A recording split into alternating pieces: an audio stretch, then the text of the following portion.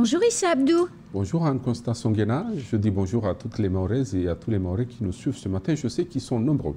Vous vouliez, avant qu'on parle de votre contribution à la réflexion sur le pouvoir d'achat à Mayotte, vous vouliez reparler d'un petit point qu'a évoqué Karine Piotrowski juste avant sur le plateau avec le financement qui est conséquent, mis en place par le conseil départemental pour permettre à des jeunes filles et jeunes garçons mahorais d'acquérir un diplôme d'infirmier ou d'infirmière en métropole.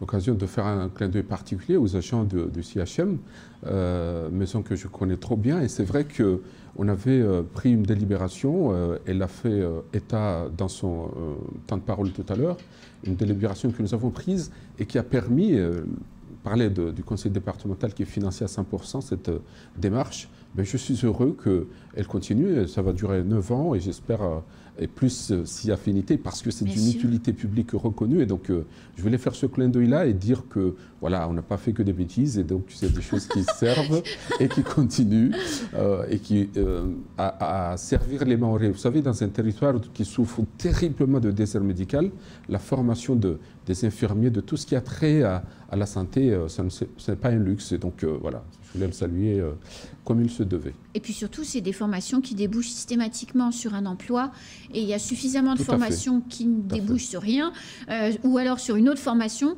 que quand ça débouche sur un emploi, on le signale. Vous avez, Issa Abdou, adressé une lettre à Elisabeth Borne, la Première ministre évidemment, pour faire un certain nombre de propositions pour préserver et enrichir le pouvoir d'achat des Mahorais. Pourquoi, Issa Abdou, cette contribution? D'abord, dire que on parle là au nom du MDM que je représente, qui m'a fait l'honneur d'être son candidat aux dernières législatives, comme vous le savez, mais je suis d'abord et avant tout un citoyen mahorais qui est concerné par la question de la vie chère ici. Je rappelle que c'est depuis 2011 que les Mahorais se battent bec et ongle pour que la question de la vie chère soit résolue tout ou partie.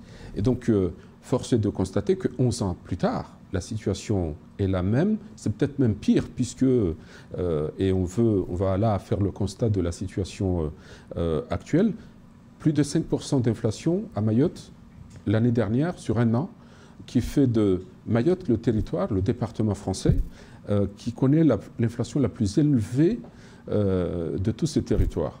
Et on est à 6,5% l'année dernière et 6,2% entre janvier et juin. Exactement. C'est énorme. C'est extraordinaire. Et ça concerne notamment les produits alimentaires, plus de 6%, l'énergie, plus de 26%, l'aérien, 30%, plus de 30%, et puis les produits frais, plus de 19,6%. C'est juste énorme, comme vous dites, et à cela, il faut ajouter un territoire qui est concerné par la pauvreté, et pas qu'un peu, 77% de la population qui est concernée, auquel il faut ajouter un SMIC qui est inférieur de 20%, un SMIC par rapport au national, le SMIC brut, j'entends, mais aussi les prestations sociales qui sont minorées que de 50% ici à Mayotte, et donc une situation exceptionnelle. J'ajouterais même que la retraite est en moyenne de 250 € ici, et donc une situation singulière qui commande que lorsqu'on est amoureux de ce territoire, et bien qu'on profite d'une fenêtre de tir, c'est le cas de ce projet de loi pouvoir d'achat, fenêtre de tir qu'il ne faut pas rater. Et c'est tout le sens de la démarche que j'ai faite autour de leviers qui vont faire en sorte que l'on résolve tout ou partie la question de la vie chère ici à Mayotte. Alors comme justement, dans les leviers que vous proposez, vous parlez, et je trouve ça fort intéressant, de l'instauration d'une indemnité carburant pour les habitants qui habitent ici, évidemment, et qui doivent utiliser leur voiture pour aller travailler. Ça pourrait prendre quelle forme ? J'étais heureux d'entendre le ministre de l'économie, Bruno Le Maire, reprendre l'idée. On ne connaît pas tous les contours. Je n'ai pas de religion s'agissant de cette prime, mais je parle là des Mahorais qui prennent leur véhicule tous les matins pour aller au travail. Eh bien, on peut imaginer une indemnité qui tend à soulager cette démarche-là. Mais puisque et qui serait payée par qui ? Par l'État ou par les employeurs ? par la solidarité de l'État, puisque nous sommes là dans le cadre de cette loi. Mais on pourrait imaginer aussi que le carburant fasse partie de boucliers tarifaires qui concernent les produits de première nécessité tels que le gaz de cuisine, le poulet, la viande rouge, le riz. C'est d'ailleurs votre deuxième proposition. Exactement, mais on pourrait faire une extension pour qu'on intègre le carburant ou, à défaut, cette indemnité carburant pour les usagers du véhicule qui pourrait là aussi toucher les taxis, par exemple, partant du principe que les taxis transportent bien des Mahorais qui vont se rendre là aussi au travail. Vous proposez dans votre contribution sur ces produits de première nécessité, donc ce bouclier tarifaire qui a été notamment mis en place après le mouvement de la vie chère en 2011, vous proposez que le taux d'octroi de mer pour les produits à l'intérieur de ce bouclier tarifaire soit à hauteur d'un taux zéro. Évidemment, ça rend du pouvoir d'achat automatiquement si effectivement les commerçants jouent le jeu, puisque ce sont les commerçants qui achètent les produits qui payent l'octroi de mer. Donc ça nécessiterait une forme de responsabilité sociale à mettre en place. Mais l'octroi de mer, c'est ce qui finance essentiellement les collectivités territoriales. Donc supprimer l'octroi de mer sur les produits de première nécessité, ça va appauvrir les collectivités. Comment elles vont faire elles-mêmes pour financer les services publics qu'elles mettent en place? On fait comment? D'abord, le postulat que nous prenons, Anne-Constance Nguena, c'est le pouvoir d'achat. C'est de ça qu'il s'agit. Et donc, ma responsabilité, en tout cas la démarche modeste qui est la mienne, qui consiste à ce qu'on trouve des solutions, ça concerne ce levier-là et pas autre chose. Même si, évidemment, il faut raisonner global, il faut entendre ce que vous dites. J'ajoute juste au passage que l'octroi de mer ne concerne pas que le bouclier tarifaire. C'est quelque chose de minime comparé à l'ensemble de ce qui est concerné par le taux d'octroi de mer. Et donc, au grand mot, les grands remèdes, on a un problème de pouvoir d'achat. Il ne faut pas qu'on se trompe de combat, il faut savoir ce qu'on veut. Dans le cas espèce, c'est depuis 2011 que nous revendiquons matin, midi et soir que la vie est chère ici à Mayotte et qu'il faut trouver des solutions. Là, on a une fenêtre extraordinaire. S'il faut que la solidarité nationale joue, parce que, encore une fois, il s'agit d'une mesure gouvernementale, et on peut penser que derrière, le manque à gagner soit supporté, en tout cas c'est le sens de ce que je demande, par le gouvernement qui doit être sensible par rapport à la situation particulière de notre territoire. Donc voilà, l'idée est la suivante, c'est que le produit de première nécessité qui est acheté dans un Lidl à Besançon, par exemple, soit vendu pareil, mais exactement de la même manière ici à Mamoudzou. C'est comme ça qu'il faut faire si on veut aller jusqu'au bout. Mais au-delà de ça, je fais des propositions également pour que l'on aligne les prestations sociales sur le national pour qu'il y ait une lisibilité, enfin, un calendrier précis pour que ces prestations-là soient alignées, mais par extension, si on veut aller par là, c'est aussi l'indexation des salaires. Je pense que le SMIC qui est 20% inférieur au national peut être aligné, mais je pense également aux instituts, là aussi, dont l'indexation est de 40%, il faut qu'on arrive aux 53%. Tout ça concourt à ce que le pouvoir d'achat soit conséquent, en tout cas pour faire face aux difficultés qui sont les nôtres. Sur l'aérien également, mais on peut en parler si vous en êtes d'accord. Oui, avant qu'on parle de l'aérien, parce qu'effectivement, ça va pénaliser nombre de familles, vous proposez que le futur chèque alimentation qui va être versé au mois de septembre à un certain nombre de familles, alors on ne connaît pas encore les modalités précises, vous proposez que ce chèque soit majoré pour nous à Mayotte. Tout à fait. De combien? Pourquoi? Comment?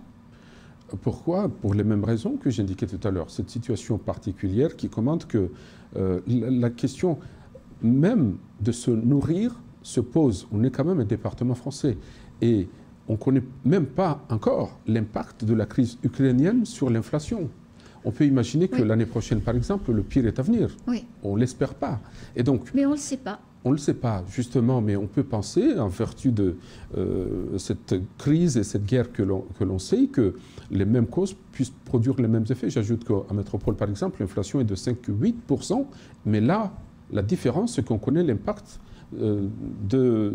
violente de la crise de la guerre ukrainienne sur l'énergie, notamment à métropole. Et donc, il faudra que, là aussi, une fois qu'on a dit les grandes masses, une fois qu'on a dit l'essentiel, une fois qu'on a admis Mayotte dans cette démarche exceptionnelle, eh bien qu'on se mette autour d'une table avec tous les protagonistes pour qu'on voie quel est le juste prix, pardon pour l'expression, mais là est un détail, parce que ce qui est important, c'est qu'on acte le principe, parce que la situation de Mayotte est exceptionnelle, alors seulement on pourrait imaginer la jauge pour que là, ça pénalise personne et surtout ça réponde à cette question cruciale de cherté de vie. Alors, Issa Abdou, cette lettre, donc vous l'avez adressée à Elisabeth Borne il y a quelques jours, je suppose qu'elle ne vous a pas encore répondu, parce que c'est 2-3 jours. Son cabinet m'a appelé, figurez-vous, pour me dire, d'abord, accuser réception de cette lettre, et puis pour me dire que content que Mayotte participe, même si je ne représente aucune institution, mais cette démarche citoyenne... Vous représentez un parti politique tout de même important à Mayotte. Ils étaient sensibles à cette démarche et qu'on allait tenir compte de cela. J'attends de voir la réponse qui sera faite, mais l'accusé de réception a été acté. Comment vous allez continuer, Issa Abdou, le lobbying autour de vos propositions? Parce qu'on le sait bien, et vous êtes un homme politique aguerri, vous avez beaucoup négocié quand vous étiez au conseil départemental avec la métropole pour obtenir des choses. Il faut ne jamais rien lâcher. Comment vous allez continuer ce combat dans les prochains jours pour créer les conditions qu'un certain nombre de ces propositions soient reprises?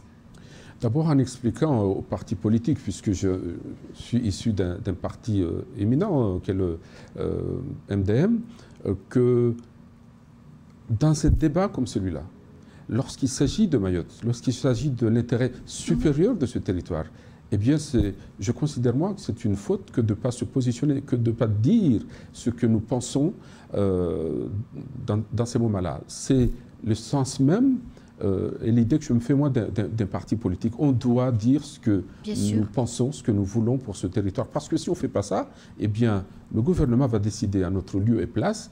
Et après, il ne faudra pas qu'on se plaigne. Et donc, c'est toute la démarche modeste que j'essaie de développer ici, en disant qu'à chaque fois qu'il s'agira de dire ce que nous voulons pour ne pas subir, eh bien, le MDM, mais je dirais même lorsqu'on est citoyen concerné par ces sujets, eh bien on a le devoir de dire ce que nous pensons. Et donc, à chaque fois que cela sera nécessaire, eh bien nous ferons des propositions, nous écrirons à qui de droit pour que la situation, le cri de Mayotte soit entendu. C'est comme ça qu'on apportera, je l'espère, des réponses. Alors, Issa Abdou, on abordait la question tout à l'heure de l'aérien. Effectivement, l'augmentation des prix des carburants a déjà un impact sur le prix des billets d'avion. Comment on peut faire dans la situation économique d'Air Austral, qui est quand même loin d'être florissante? Comment on peut faire aujourd'hui pour à la fois faire baisser les prix, pour à la fois augmenter la concurrence, mais aussi préserver Air Austral? Parce que le but du jeu, c'est pas que la compagnie disparaisse, sinon on serait quand même bien embêté. Mais moi, je ne suis pas pour que l'on protège ou qu'on sauve Mordicus ou Air Austral. Moi, ce qui m'intéresse, c'est plutôt, j'ai envie de vous parler de Zena Airlines, qui est une compagnie mahoraise. Il faut que cette compagnie voie le jour et qu'on ait une compagnie made in Mayotte. Ça, c'est important. Au-delà même du symbole, c'est ce qui va participer, avec d'autres éléments, à ce que l'on réduise le coût du billet d'avion.